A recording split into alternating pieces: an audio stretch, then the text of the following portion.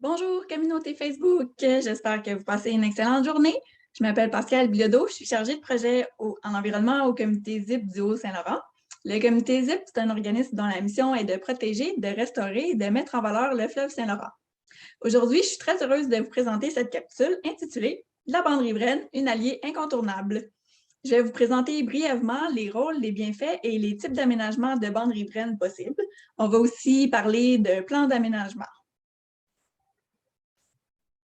Cette capsule est réalisée dans le cadre du projet La bande riveraine en milieu urbain, s'inspirer pour créer. Les enjeux auxquels répond le projet sont la faible qualité des bandes riveraines ainsi que la baisse de certaines populations de poissons d'intérêt pour la pêche sportive. Dans le cadre de notre projet de caractérisation de l'habitat du poisson, le comité ZIP a calculé l'indice de la qualité de bande riveraine du lac Saint-François et de la rive sud du lac Saint-Louis. Les résultats sont d'une moyenne de 42,5 pour le lac Saint-François et de 54 pour le lac Saint-Louis. Ça nous indique malheureusement que la qualité de la bande riveraine est faible dans les deux cas. Les solutions proposées par la réalisation de ce projet sont notamment de faire des aménagements de bandes riveraines afin d'améliorer leur qualité et de partager les plans d'aménagement avec les citoyens afin de leur donner des exemples à suivre et de les sensibiliser à cette problématique. Les rives, le littoral et les plaines inondables sont essentielles à la survie des composantes écologiques et biologiques des cours d'eau et des plans d'eau. Il faut bien comprendre la distinction des termes utilisés dans la politique de protection des rives, du littoral et des plaines inondables afin de bien l'appliquer. Tout d'abord, la rive, c'est une bande de terre qui borde les lacs, les cours d'eau et le fleuve. Elle s'étend vers l'intérieur des terres à partir de la ligne des hautes eaux. C'est la zone de transition entre le milieu aquatique et terrestre. Ensuite, la bande riveraine désigne une lisière végétale permanente composée d'un mélange de plantes herbacées, d'arbustes et d'arbres qui longent les cours d'eau, entourent un lac ou bordent le fleuve. La ligne des hautes eaux est quant à elle l'endroit où l'on passe d'une prédominance de plantes aquatiques à une prédominance de plantes terrestres. Enfin, le talus, c'est la partie du terrain qui est en pente, généralement courte en bordure d'une surface relativement plane. Qu'est-ce qu'une bande riveraine naturelle? Eh bien, une bande riveraine, c'est un écosystème en soi et comme la plupart de ceux-ci, elle est en perpétuelle évolution. Les bandes riveraines y ont été mises en place par un processus naturel qui se produit depuis des milliers d'années. Son cycle de vie, c'est un processus cyclique. Tout d'abord, généralement à la suite d'une perturbation, qu'elle soit naturelle ou anthropique, le sol est mis à nu. Ensuite, grâce au vent, à l'eau ou les animaux, tels que les oiseaux ou les petits mammifères, il y a des semences de végétaux qui vont être transportées et des herbacées vont couvrir le sol. La dégradation de leur feuillage va apporter des matières organiques au sol et entraîner l'introduction de nouvelles espèces de plantes. Aussi, les tiges mortes des herbacées aideront le sol à se protéger des éléments qui pourraient l'éroder. Après un certain temps, les arbustes vont apparaître et coloniser le sol par le même principe de dispersion des graines. Les racines et les branches mortes vont aider à stabiliser le sol. Par la suite, parfois même en même temps que les arbustes et les herbacées, les arbres vont prendre leur place en suivant le même processus.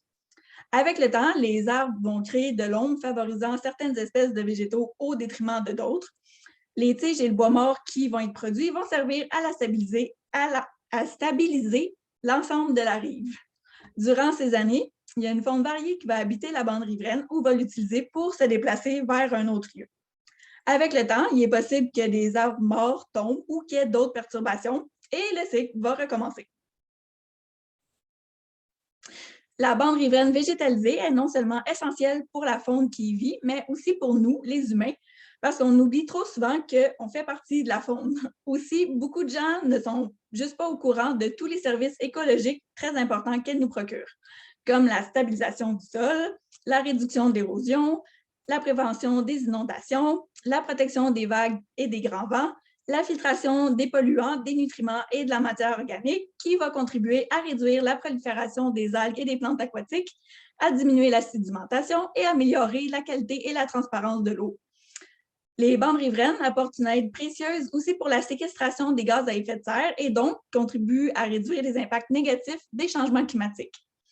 Elles créent de l'ombre au bord des lacs et des cours d'eau. Ça va contrer le réchauffement excessif de l'eau et contribuer au retour des poissons d'intérêt sportif d'eau froide, comme le doré, que les pêcheurs aiment beaucoup attraper. Aussi, elle va créer des habitats variés pour les besoins essentiels de la faune, tels qu'un abri, de la nourriture ou encore une aire de reproduction.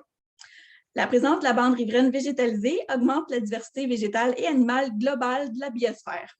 Elle forme aussi des liens reliant les milieux boisés et aquatiques et procure ainsi des corridors de déplacement pour la faune.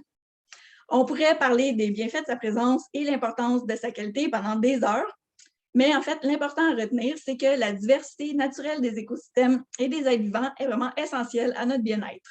Chaque fois qu'on intervient dans ces milieux, on risque de détruire un habitat et ou de faire disparaître une espèce importante, sinon essentielle, autant pour nous, les humains, que pour les autres espèces. Et oui, la bande riveraine est aussi bonne pour l'économie.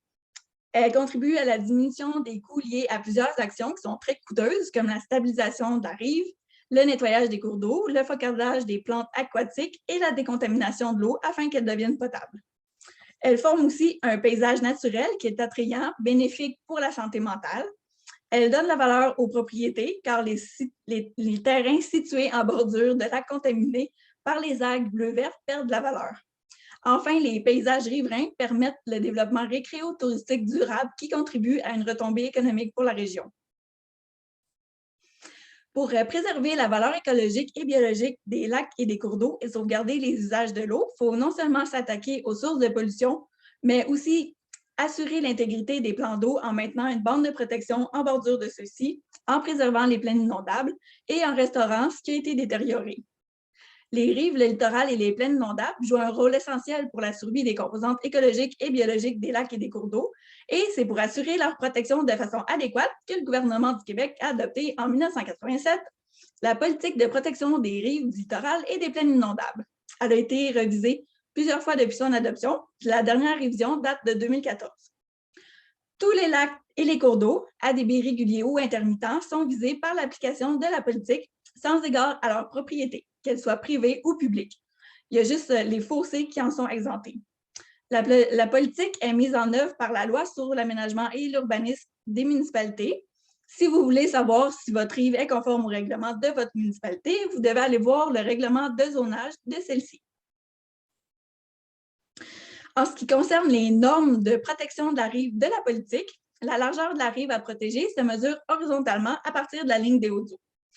En milieu résidentiel, elle mesure soit 10 ou 15 mètres, dépendamment du pourcentage de la pente du talus. Elle a un minimum de 10 mètres lorsque la pente est inférieure à 30 ou lorsque la pente est supérieure à 30 et présente un talus de moins de 5 mètres de hauteur.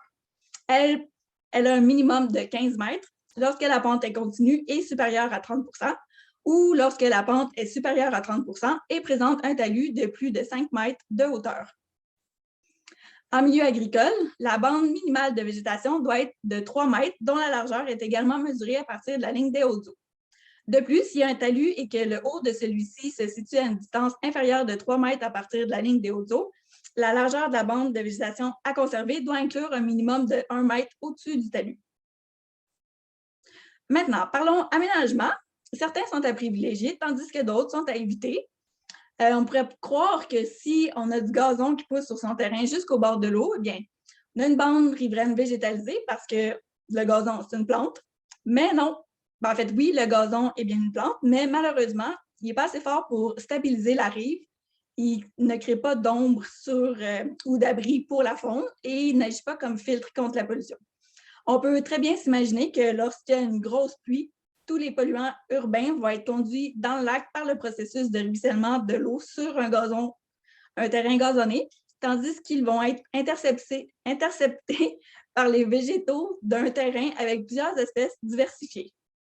Pour remplir efficacement son rôle, la bande riveraine doit être composée de 3 strates de végétation: herbacée, arbustive et oui, arborescente. Les 3 sont vraiment essentiels.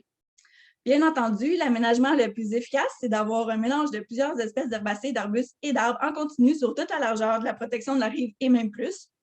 Par contre, pour ceux et celles qui ont besoin d'un accès à l'eau ou qui veulent garder une vue sur le lac ou la rivière, il est permis d'avoir une fenêtre de 5 mètres d'ouverture à travers la bande riveraine. Si vous avez des murs, des murets ou encore des enrochements qui existent déjà sur votre terrain et qui doivent être laissés en place, il est tout de même possible de procéder à leur végétalisation en choisissant des végétaux qui sont adaptés à la situation. Ça va permettre de contrer le problème d'accumulation de chaleur par les murets qui la transfèrent à l'eau par la suite et donc réchauffe le plan d'eau. Tout d'abord, s'il y a une plage devant le mur ou le muret, on peut planter des herbacées, des arbustes et des plantes grimpantes au pied et au-dessus. Ensuite, si la base du mur est directement dans l'eau, on ne peut pas planter de végétaux devant le mur, mais on peut en planter au-dessus avec des espèces grimpantes qui vont retomber le long du mur. On peut aussi planter des espèces à port large plus loin sur la partie terrestre. Si jamais le mur est effondré, évidemment, par contre, ça va demander des travaux plus poussés de stabilisation du sol et de reprofilage de la pente. Enfin, même les enrochements peuvent être revégétalisés, tout dépendant de la profondeur de l'enrochement. Pour un enrochement peu profond, on peut planter des arbustes à travers les roches. Par contre, il faut créer une ouverture assez grande pour que les racines du plant mature puissent se développer. C'est vraiment important que les racines puissent être en contact avec le sol afin qu'ils puissent survivre à long terme.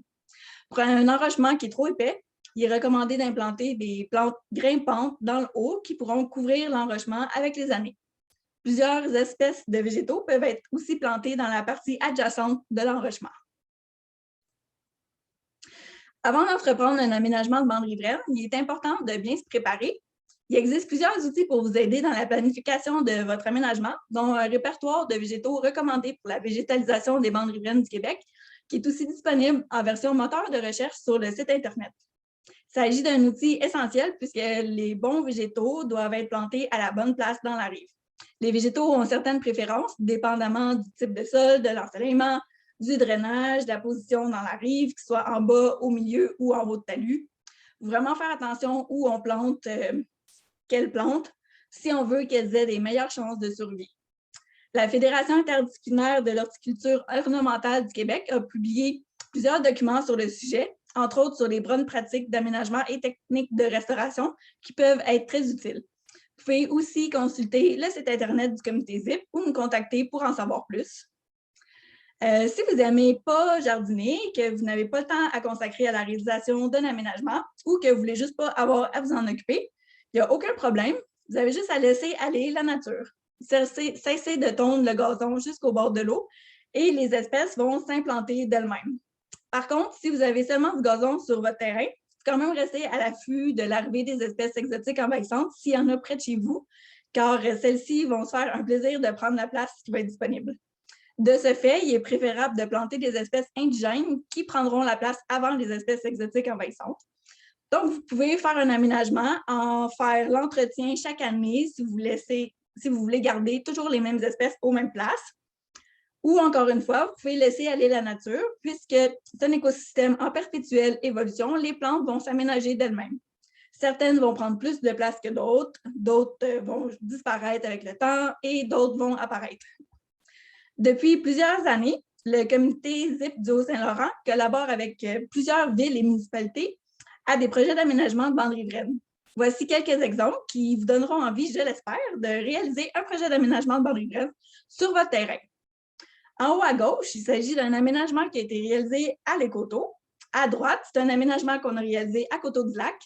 Tout de suite en bas, c'est un aménagement qu'on a réalisé à Salaberry de Valleyfield. À sa gauche, c'est un aménagement réalisé à Beauharnois. Et au milieu, on peut voir un aménagement qui a été réalisé à Saint-Anicette. On peut voir que les 5 aménagements sont tous différents, sont tous très beaux, chacun un thème particulier tel que la diversité, les pollinisateurs ou la protection des berges. En fait, il existe tellement une grande variété d'espèces de végétaux indigènes pour l'aménagement des bandes riveraines que les possibilités d'aménagement sont presque infinies. Reste seulement à laisser place à son imagination et à sa créativité. Oui. Tous les plans d'aménagement des projets de bandes riveraines réalisés par le comité ZIP du Haut-Saint-Laurent sont ou seront disponibles sous peu sur notre site Internet afin que vous puissiez les recréer sur votre terrain. Par contre, comme mentionné plus tôt, si vous devez vérifier avant si les plantes sont adaptées à l'emplacement de votre bande riveraine par rapport au type de sol, l'ensoleillement, etc. Vous pouvez aussi utiliser le plan et changer certaines espèces pour d'autres qui seront mieux adaptées à votre situation. Toute l'équipe du comité ZIP tient à remercier le Fonds d'action Saint-Laurent via son programme maritime pour la biodiversité du Saint-Laurent, en collaboration avec Avantage Saint-Laurent, la nouvelle vision maritime du gouvernement du Québec pour leur soutien au projet, ainsi que le Centre Jardin de l'Esta. Merci beaucoup à vous tous.